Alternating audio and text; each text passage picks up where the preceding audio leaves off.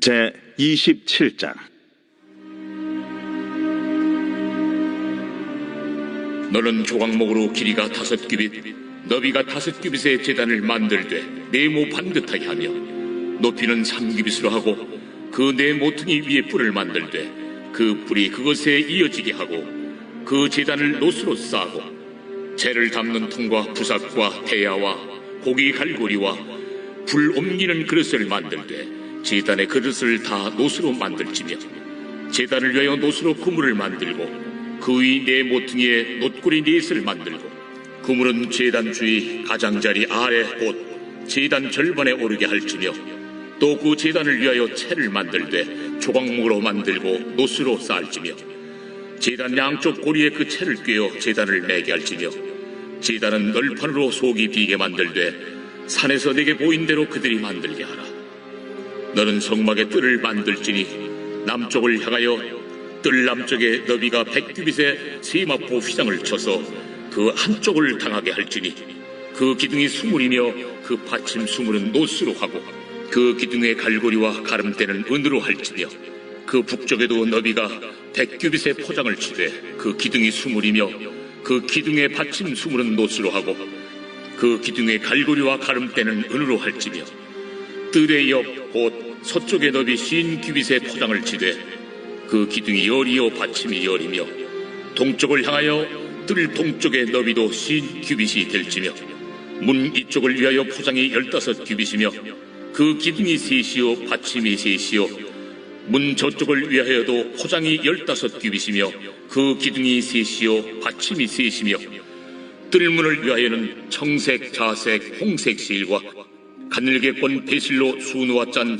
20규빗의 휘장이 있게 할지니 그 기둥이 넷이요 받침이 넷이며 뜰 주위 모든 기둥의 가름대와 갈고리는 은이요 그 받침은 노시며 뜰의 길이는 100규빗이요 너비는 50규빗이요 세마포 휘장의 높이는 5규빗이요 그 받침은 노시며 성막에서 쓰는 모든 기구와 그 말뚝과 뜰의 포장 말뚝을 다 노수로 할지니라.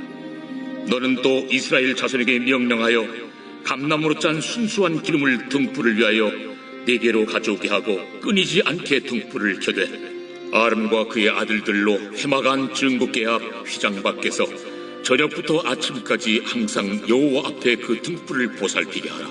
이는 이스라엘 자손이 대대로 지킬 규례이니라.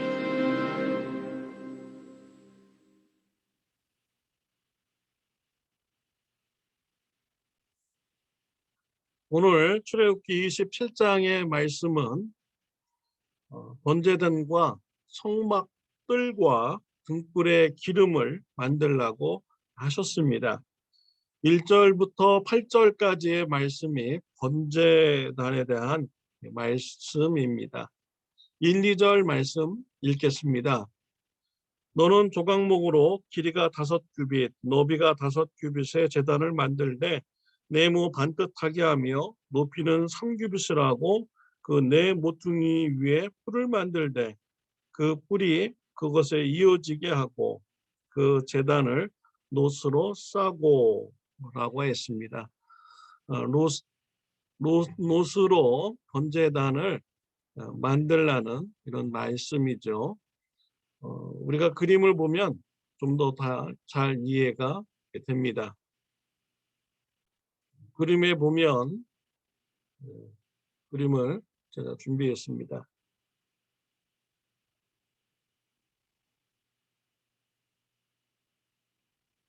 네. 이 그림이 바로 번제단을 가리키는 것입니다. 가로와 세로가 2.5m가 되고요. 그리고 높이가 1.5m의 그런 번제단을 만들라고 하셨습니다. 그리고 네 모퉁이에는 뿔을 만들라고 하셨습니다. 그리고 이동하기 쉽게 2개의 막대기를 준비했고요. 거기에다가 번제단에다가 고리를 만들어서 막대기를 끼워서 번제단을 옮기도록 하였습니다. 번제단은 모두 다 노스로 이렇게 쌓아서 만들라고 하셨습니다.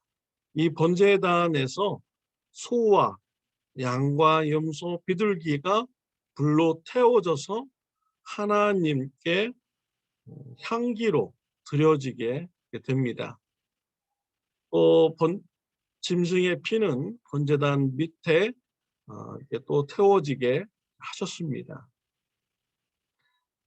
소와 양, 염소, 비둘기에게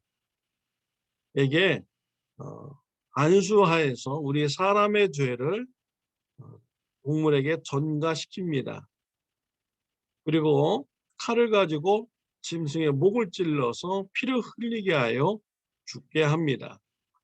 그리고 짐승을 번제단에 올려놓고 불로 태워서 하나님께 제사를 드리는 것이죠. 내가 죽어야 되는데 짐승이 나 대신 나의 죄값을 치르고 죽는 것입니다. 이러한 짐승은 예수님의 그림자이십니다. 예수님은 저와 여러분의 죄를 사해 주시기 위해서 십자가에서 못 박혀 피 흘려 죽으시고 그의 몸이 찢기셔 죽으셨습니다. 우리는 예수님의 보혈의 피로 구원을 받게 된 것입니다.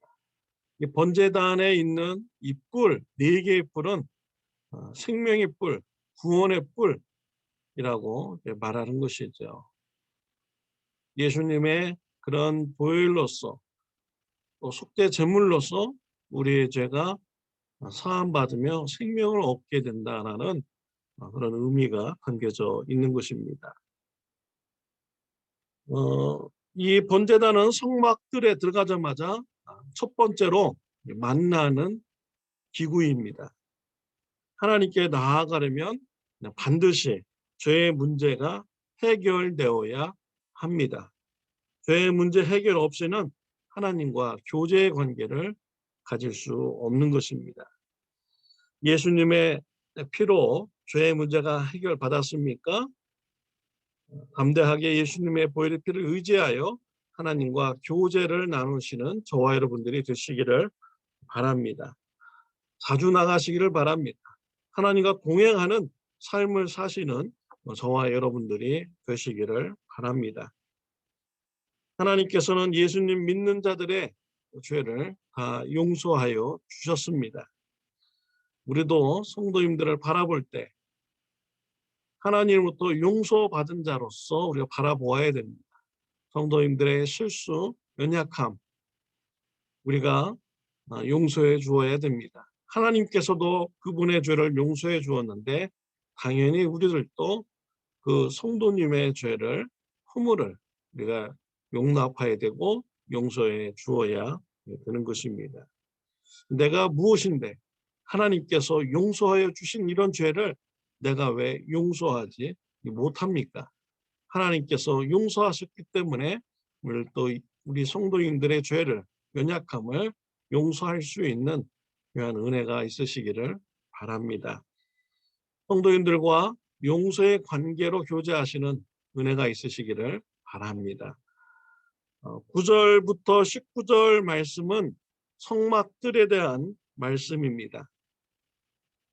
18절 말씀, 뜰의 길이는 100규빗이요 높이는 50규빗이요 세마포 회장의 높이는 5규빗이요 그 받침은 노시며 라고 했습니다. 그림에서 보면은 흰색 펜스로 되어 있는 것이 바로 그 흰색 펜스 안쪽이 성막들이라고 말할 수가 있습니다.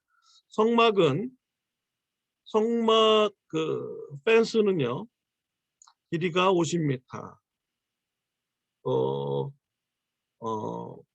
가로가 25m가 됩니다. 펜스는 흰색 세마포로 만들라고 하셨습니다. 순결함, 깨끗함을 상징하는 세마포인 것이지요. 하나님의 성소는요 세상과 구별된 곳입니다. 깨끗한 자만이, 거룩한 자만이 하나님의 성소에 들어올 수가 있는 것이죠. 성소에 들어오는 문은 동쪽으로 무늬가 있습니다.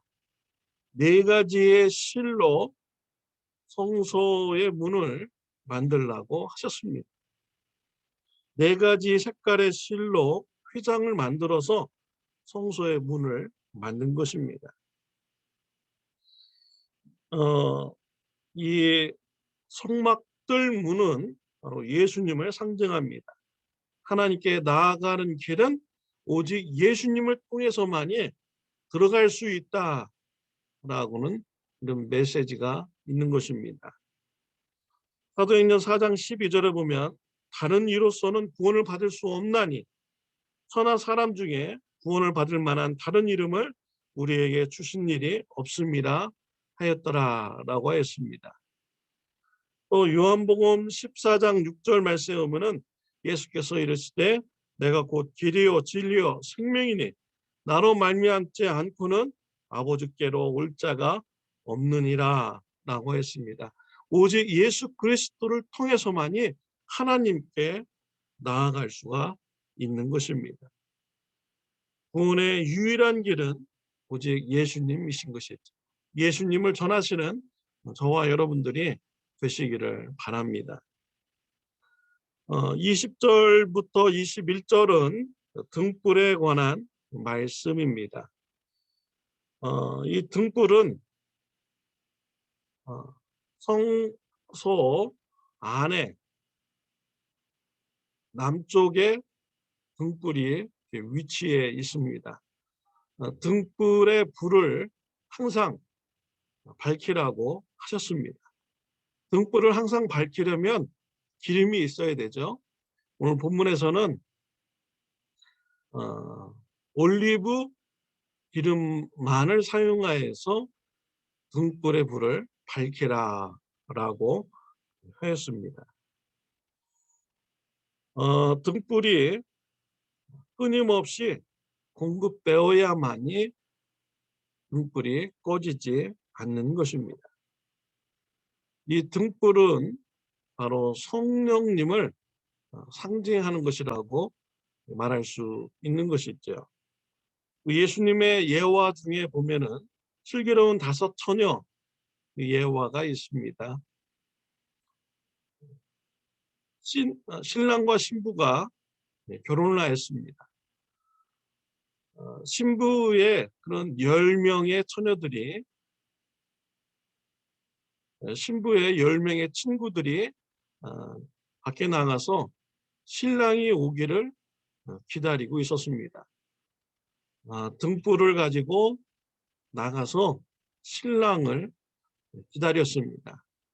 이때 슬기로운 5명의 처녀들은 기름을 충분히 준비해서 신랑을 맞이하러 나갔습니다. 그러나 어리석은 처녀들은 기름을 충분히 준비하지 못하고 나갔습니다. 신랑이 오는 시간이 지체가 되었습니다. 어리석은 처녀들은 기름을 충분히 준비하지 못했기 때문에 기름을 가지러 갑니다. 그 사이에 신랑이 오게 됩니다. 슬기로운 처녀들은 기름을 충분히 준비했기 때문에 신랑을 맞이할 수 있었습니다. 그리고 혼인잔치를 같이 누릴 수가 있었습니다. 이 기름은 바로 성령님을 상징하는 것이죠. 우리가 성령의 충만함을 우리가 늘 받아야 됩니다. 성령의 충만함을 받을 때 천국 잔치를 우리가 풍성하게 누릴 수가 있는 것이죠. 데살로니가 5장 19절 말씀에 보면은 성령을 소멸하지 말라라고 말씀을 하였습니다. 우리 안에 예수님을 영접하는 순간 성령님이 우리 안에 계십니다. 성령님께서 우리에게 하나님의 말씀을 가르쳐 주시고 생각나게 해 주십니다. 이런 성령님의 사역을 우리가 소멸시켜서는 안 됩니다. 성령님께서 알려주실 때, 가르쳐 주실 때 그 말씀에 순종하는 삶을 사는 것이 바로 성령 충만한 이런 삶인 것이죠. 또 에베소서 5장 18절 말씀에 보면은 술 취하지 말라. 이는 방탕한 것이니 오직 성령으로 충만함을 받으라 라고 말씀하셨습니다. 저와 여러분들에게 성령 충만함 받을 것을 성경에서는 말씀해 주시고 있습니다. 성령 충만함으로 하나님의 말씀에 순종함으로써 천국 잔치를 풍성하게 누리는 삶이 저와 여러분들에게 있으시기를 바랍니다. 기도드리겠습니다. 하나님 아버지 감사합니다. 오늘 말씀을 통해서 번제단과 또 성막들과 등불 기름에 대해서 말씀을 나누었습니다. 예수님께서 우리의 죄를 대속해 주신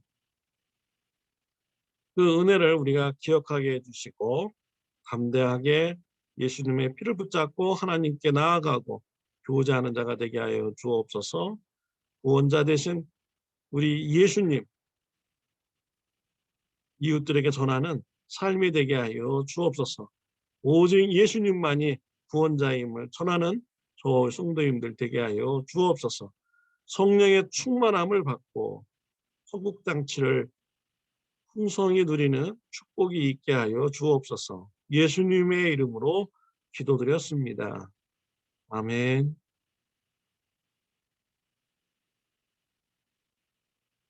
감사합니다. 좋은 하루 되시기를 바랍니다.